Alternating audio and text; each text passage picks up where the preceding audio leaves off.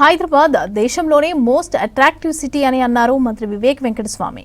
ఏ దేశం నుంచి వచ్చినా ఏ రాష్ట్రం నుంచి వచ్చినా అందరికీ హైదరాబాద్ నివాసయోగ్యమైన నగరమని చెప్పారు.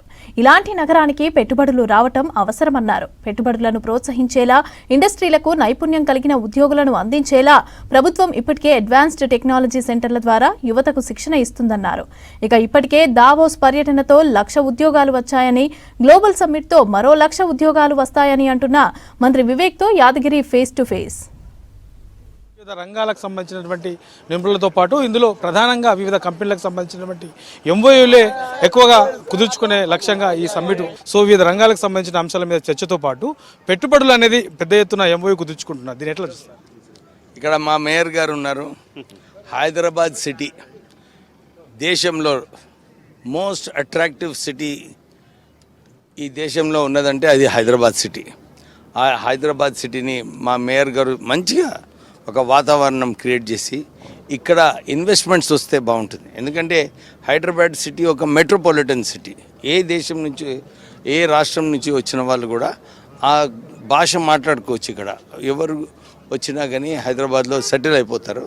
సో ఇక్కడ స్కిల్ లేబర్ కోసం నేను నిన్న కూడా చెప్పినాను, advance technology centres 115 advance technology centres ద్వారా 2,00,000 మందికి ట్రైనింగ్ ఇచ్చి ఇక్కడ పెట్టుబడులు ఇన్వెస్ట్మెంట్స్ వచ్చిన తర్వాత ఇండస్ట్రీస్ ఇతర రాష్ట్రాలేమో ట్రైనింగ్ కోసం పైసలు ఇస్తున్నారు. కానీ ఇక్కడ మన రాష్ట్రంలో ఏ ఇండస్ట్రీకి ఏ అవసరమో అది ఆల్రెడీ ట్రైన్ ఉంటారు.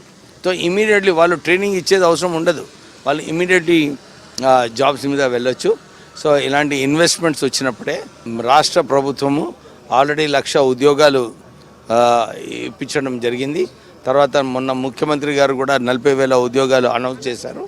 ఆయన డావోస్ పోయి వచ్చి 2 సార్లు 1,00,000 ఉద్యోగాలు 1,00,000 కోట్ల ఇన్వెస్ట్మెంట్లో 1,00,000 ఉద్యోగాలు ఆల్రెడీ ప్రైవేట్ సెక్టర్లో వచ్చాయి.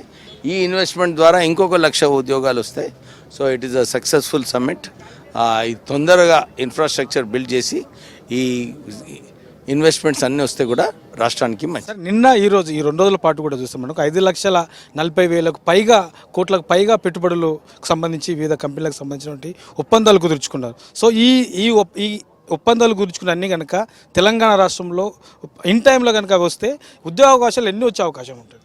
ఆల్రెడీ ఇంతకుముందు డావోస్ పోయి వచ్చినందుకు 1,00,000 ఉద్యోగాలు వచ్చాయి. ఈ 5,00,000 కోట్ల ఇన్వెస్ట్మెంటే సుమారు 1,00,000 నుంచి 2,00,000 ఉద్యోగ అవకాశాలు కల్పిస్తారు.